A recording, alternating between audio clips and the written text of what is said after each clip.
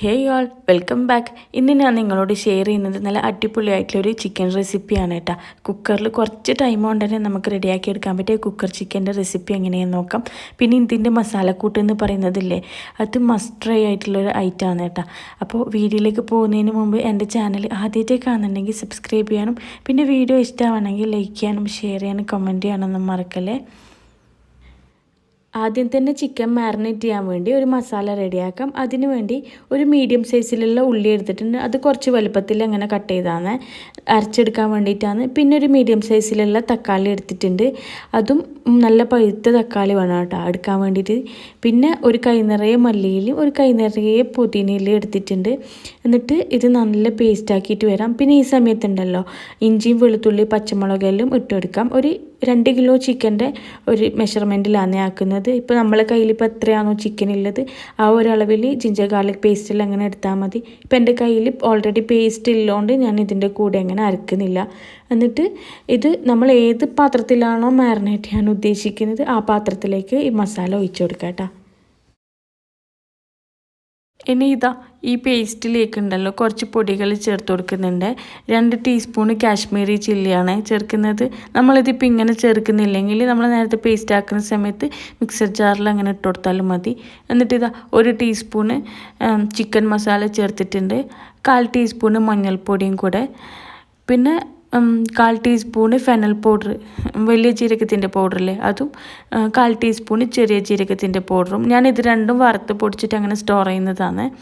എന്നിട്ട് 1 ടീസ്പൂണ് കുരുമുളകും കൂടെ പൗഡറാണ്, അതും കൂടെ ചേർത്തിട്ടുണ്ട്. 1/4 ടീസ്പൂണ് ഗരം മസാലയും കൂടെ ചേർത്തിട്ടുണ്ട്. നമ്മളിപ്പോൾ കടയിൽ നിന്ന് വാങ്ങുന്ന ഗരം മസാല ആണെങ്കിൽ 1 ടീസ്പൂൺ ഇട്ട് കൊടുക്കണം. ഇത് വീട്ടിൽ നിന്ന് പൊടിച്ചാണ് 1/4 ടീസ്പൂൺ ഇട്ട് കൊടുത്തത്.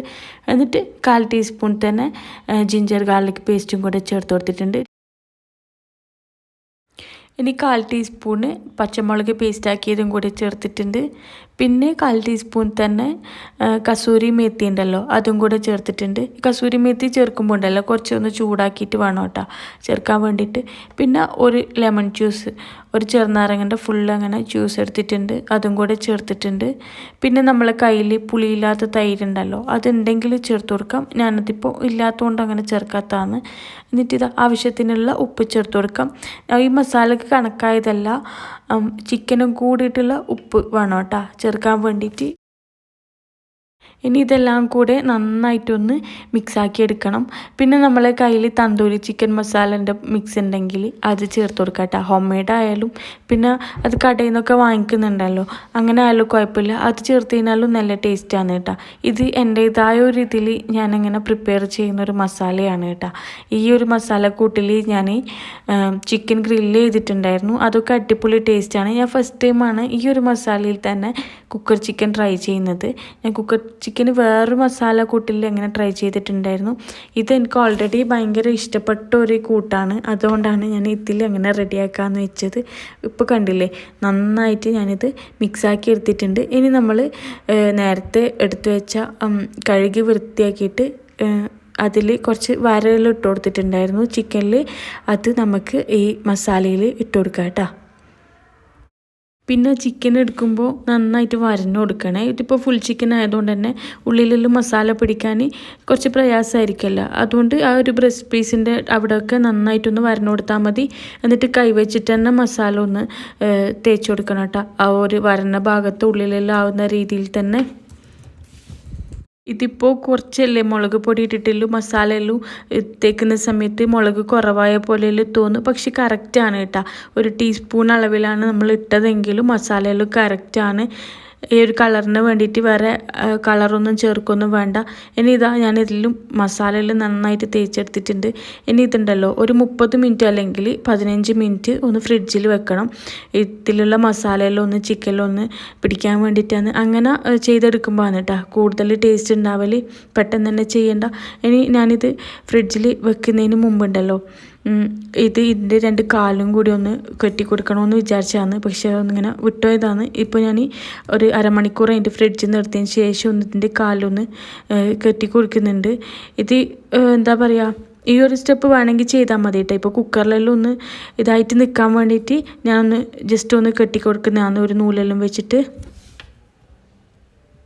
ഇനി ഇതാ കുക്കറെല്ലാം ഒന്ന് ചൂടായി വരുന്ന സമയത്തുണ്ടല്ലോ ഇതിലേക്ക് ആവശ്യത്തിനുള്ളത്ര ഓയിൽ ഒഴിച്ച് കൊടുക്കാം. ഞാനിവിടെ കോക്കനട്ട് ഓയിലാണ് എടുത്തിട്ടുള്ളത്. ഒരു 3-4 ടേബിൾ സ്പൂണോളം ഒഴിച്ചിട്ടുണ്ടാവും. ഇതിപ്പോൾ എനിക്ക് കറക്റ്റ് മെഷർ ചെയ്യാൻ പറ്റുന്നില്ല, കാരണം ഇവിടുത്തെ ക്ലൈമറ്റ് കൊണ്ട് എപ്പോഴും വെളിച്ചെണ്ണയിൽ ഇങ്ങനെ കട്ട പിടിച്ചിട്ടാണ് ഉണ്ടാവില്ല. ഒരു 3-4 ടേബിൾ സ്പൂണിന് മേലെ ഉണ്ടാവും കേട്ടോ, ഒഴിച്ചിട്ടുണ്ട്. എന്നിട്ട് നമ്മൾ മാരിനേറ്റ് ചെയ്ത് വെച്ച ചിക്കൻ ഉണ്ടല്ലോ അത് ഇതിലേക്ക് വെച്ച് കൊടുക്കുന്നുണ്ട്.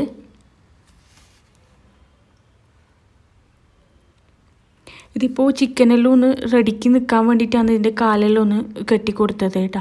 അതിപ്പോൾ കുക്കറിൻ്റെ എല്ലാം ഒരളവ് നോക്കിയിട്ട് ചെയ്താൽ മതി. എന്നിട്ട് ഇതിലേക്ക് കുറച്ച് കറിവേപ്പില എടുത്തിട്ടുണ്ട്, ഒരു കൈ നിറയെ അങ്ങനെ എടുത്തിട്ടുണ്ടാവും. കറിവേപ്പിലയും കൂടി ഇട്ടിട്ട് ഒന്ന് മൂടി വെച്ചിട്ട് 20 മിനിറ്റ് ഉണ്ടല്ലോ, കറക്റ്റ് ഞാനങ്ങനെ ടൈമർ വെച്ചിട്ടുണ്ടായിരുന്നു. 20 മിനിറ്റാണ് ഞാൻ ഇതൊന്ന് കുക്ക് ചെയ്തെടുത്തത്. മീഡിയം ടു ലോ ഫ്ലെയിമിൽ വെച്ചിട്ടാണ് കുക്ക് ചെയ്തെടുത്തത്. ഒരു വിസിൽ മതിയേ, ഒരു വിസിൽ മീഡിയം ടു ലോ ഫ്ലെയിമിൽ ഇട്ടിട്ട് അങ്ങനെ അടിച്ചെടുത്തിട്ടുണ്ട്. അപ്പോൾ ഇതാ ഫ്ലെയിം ഞാൻ ഓഫ് ചെയ്തിട്ട് ഇതിൻ്റെ പ്രഷറെല്ലാം ഒന്ന് പോകുന്നവരെ ഒന്ന് വെയിറ്റ് ചെയ്തിട്ടുണ്ടായിരുന്നേ. എന്നിട്ട് ഞാൻ ഓപ്പൺ ചെയ്തേരോ മസാല എല്ലാം അടിപൊളിയായി വന്നിട്ടുണ്ട്, നല്ല നല്ല കുക്കായി വന്നിട്ടുണ്ട് കേട്ടോ. ഒരേ ഒരു വിസിലടിച്ചാൽ മതി. ഇനി ഈ ചിക്കന് വേറൊരു പോട്ടിലേക്ക് മാറ്റിയിട്ട് ഒരു മസാല റെഡിയാക്കാനുണ്ട്. അതിന് വേണ്ടിയിട്ട് കുറച്ച് അത്യാവശ്യം വലുപ്പമുള്ള പാത്രം തന്നെ വെക്കണം കേട്ടോ. എന്നിട്ട് അതിലേക്ക് കുറച്ച് ഓയിൽ ആക്കി കൊടുക്കാം. നമ്മൾ നേരത്തെ ഏതാണോ യൂസ് ചെയ്ത് ആ ഓയിൽ തന്നെ എടുക്കാം കേട്ടോ. എന്നിട്ട് ഇന്ന് ചൂടായി വരുന്ന സമയത്ത് അതിലേക്ക് 2 മീഡിയം സൈസിലുള്ള ഉള്ളി സ്ലൈസ് ചെയ്താണ് അതൊന്ന് ഇട്ട് കൊടുത്തിട്ടുണ്ട്. പിന്നെ 2 നല്ല പഴുത്ത മീഡിയം സൈസിലുള്ള തക്കാളിയും കൂടെ ഇട്ട് കൊടുത്തിട്ടുണ്ട് കേട്ടോ. എന്നിട്ട് ഇത് കുറച്ച് നേരം ഒന്ന് വഴറ്റിയെടുക്കണം. ഇതിലേക്ക് ആവശ്യമുള്ള ഈ ഒരു മസാലയിലേക്ക് കണക്കായ ഉപ്പ് ചേർത്ത് കൊടുത്താൽ മതി. നേരത്തെ നമ്മൾ ചിക്കനിലൊക്കെ ഉപ്പ് ചേർത്തിട്ട് നല്ല സെറ്റാക്കി എടുത്താണ്. അപ്പോൾ ഈ ഒരു മസാലയിലേക്ക് വേണ്ടത് മാത്രം ചേർത്ത് കൊടുത്താൽ മതി കേട്ടോ. ആവശ്യത്തിനുള്ള ഉപ്പും കൂടെ ചേർത്ത് കൊടുത്തിട്ട് നന്നായിട്ടൊന്ന് വഴറ്റിയെടുക്കാം.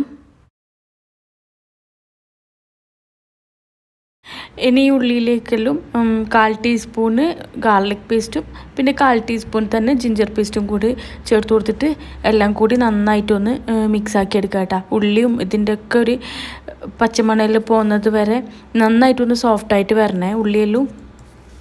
ഇനി ഇതാ ഉള്ളിയെല്ലാം നന്നായിട്ട് വഴറ്റിയെടുത്തിട്ടുണ്ട്. ആ സമയത്തുണ്ടല്ലോ നമ്മൾ നേരത്തെ മാരിനേറ്റ് ചെയ്യാൻ വേണ്ടിയിട്ട് എടുത്ത് വെച്ച ഒരു മസാലയില്ലേ, ആ ഒരു മസാല ഇതിലേക്ക് ചേർത്ത് കൊടുക്കാം. ബാക്കിയുണ്ടെങ്കിൽ അങ്ങനെ ചേർത്തെടുത്താൽ മതി. പിന്നെ കുറച്ച് കറിവേപ്പിലയും മല്ലിയിലയും കൂടെ ചേർത്ത് കൊടുത്തിട്ടുണ്ട്. എന്നിട്ട് ഇതെല്ലാം കൂടെ നന്നായിട്ടൊന്ന് മിക്സ് ചെയ്തെടുക്കാം കേട്ടോ.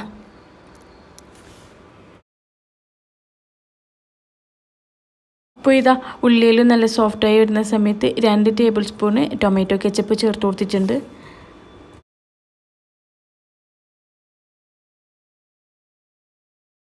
ഇനി ഇതിലേക്ക് 1/4 ടീസ്പൂണോളം സോയാ സോസ് ചേർത്ത് കൊടുക്കുന്നുണ്ട്. സോയാ സോസ് കുറച്ച് മതി കേട്ടോ, ഇതിൻ്റെ ഫ്ലേവർ കൂടാണ്ട് നോക്കണം. പിന്നെ ഞാൻ ചേർത്തത് റെഡ് ചില്ലി സോസാണ്.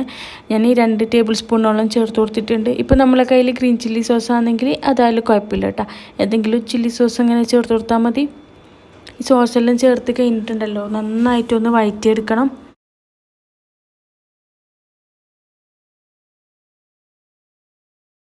ഇനി ഇതിലേക്ക് നമ്മൾ നേരത്തെ ചിക്കൻ കുക്ക് ചെയ്ത സമയത്ത് കിട്ടിയ ഒരു ചിക്കൻ സ്റ്റോക്കില്ലേ അതൊന്ന് ഒഴിച്ചു കൊടുക്കുന്നുണ്ട് കേട്ടോ.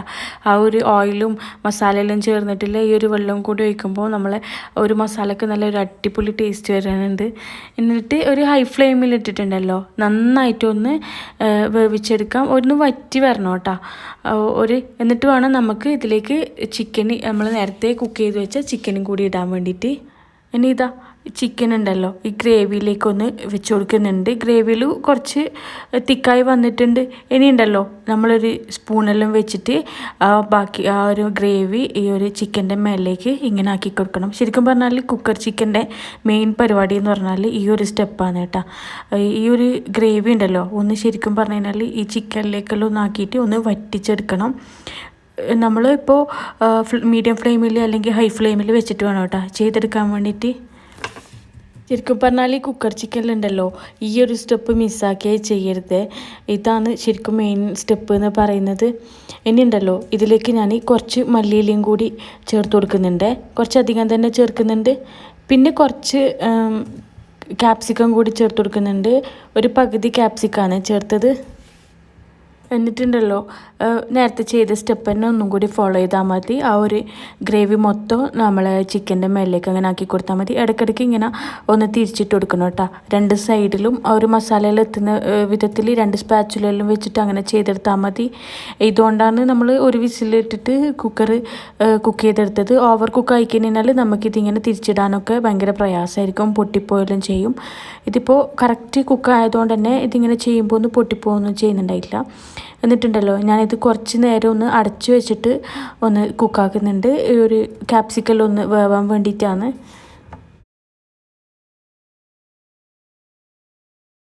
അപ്പോൾ ഇതാ ക്യാപ്സിക്കൽ വെന്തിട്ടുണ്ടാവും. ഞാനൊന്ന് ഓപ്പൺ ചെയ്തിട്ട് നോക്കിയിട്ടുണ്ടായിന്.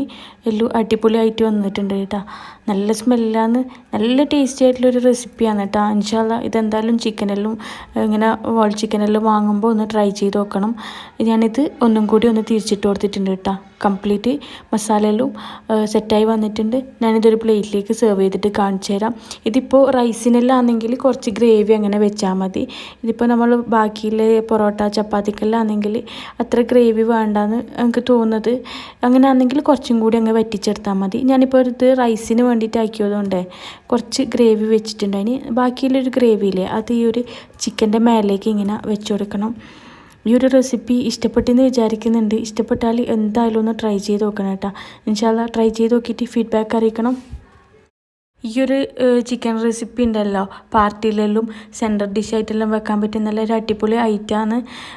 നിങ്ങൾ എന്തായാലും ഇതൊന്ന് ഇൻഷാ അല്ലാ ഒന്ന് ട്രൈ ചെയ്ത് നോക്കണേ. പിന്നെ എൻ്റെ വീഡിയോ ഇഷ്ടമായിട്ടുണ്ടെന്ന് വിചാരിക്കുന്നുണ്ട്. ഇഷ്ടമായിട്ടുണ്ടെങ്കിൽ ലൈക്ക് ചെയ്യാനും ഷെയർ ചെയ്യാനും കമൻറ്റ് ചെയ്യാനൊന്നും മറക്കല്ലേ. ഞാനുണ്ടല്ലോ ഇത് കുറച്ചൊരു ഉള്ളിയെല്ലാം വെച്ചിട്ട് ഇങ്ങനെ ഗാർണിഷ് ചെയ്യുന്നുണ്ട്. ഇതിങ്ങനെ കഴിക്കുമ്പോൾ ഇങ്ങനെ ഉള്ളിയിലെല്ലാം വെച്ചിട്ട് കഴിക്കാനാണ് ശരിക്കും ടേസ്റ്റ്.